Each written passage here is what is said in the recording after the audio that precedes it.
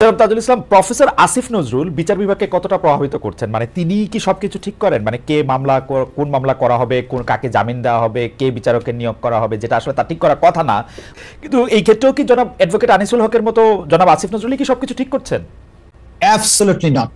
আসিফ নজরুল সাহেবকে আমি কাছ থেকে দেখছি, তিনি আমি যে বিভাগে কাজ করি তারই দায়িত্বপ্রাপ্ত মন্ত্রী। আমার কোনো একটা সামান্যতম কাজেও তিনি কখনোই ইন্টারফেয়ার করেন এবং বলেছেন যে আপনি যখন যেখানে যেটা করা আইনসঙ্গত মনে করবেন, ভালো করবেন, সেটা আপনি করবেন। আমার জানা মতে আমাদের মাননীয় প্রধান বিচারপতির সাথে কথা বলার জন্য ওনাকে বারবার অ্যাপয়েন্টমেন্ট সিক করে কথা বলতে হয়েছে। ওনাকে ডিকটেট করার প্রশ্নই ওঠে না, এবং বর্তমান যিনি প্রধান বিচারপতি আছেন তাকে ডিকটেট করার কোনো মানুষ বাংলাদেশে নাই। এবং আসিফ নজরুল সাহেবের ব্যাপারে যত কথাই বাইরে বলা হোক, আমি তাকে পেয়েছি একজন নিবেদিত প্রাণ, একটা দেশপ্রেমিক মানুষ হিসেবে।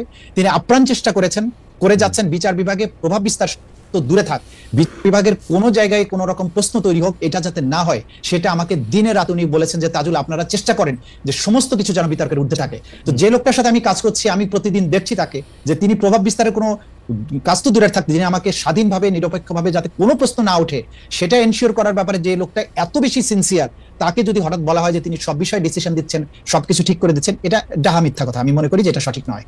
একটা কথা প্রায় বলা হচ্ছে যে প্রফেসর আসিফ নজরুল যেহেতু আইন উপদেষ্টা, তার কারণে আমি কিন্তু মাননীয় প্রধান বিচারপতি সৈয়দ রেফাত আহমেদকে ব্যক্তিগতভাবে চিনি বলে আমি আপনার বক্তব্যের সাথে সম্পূর্ণ একমত যে সৈয়দ রেফাত আহমেদ যতদিন চেয়ারে বসে আছেন বা বেঁচে আছেন, অন্য কারো তাকে প্রভাবিত করা এটা একটা কঠিন কাজ, বা মানে আমি শুনি নাই যে এটা সম্ভব হবে কিনা।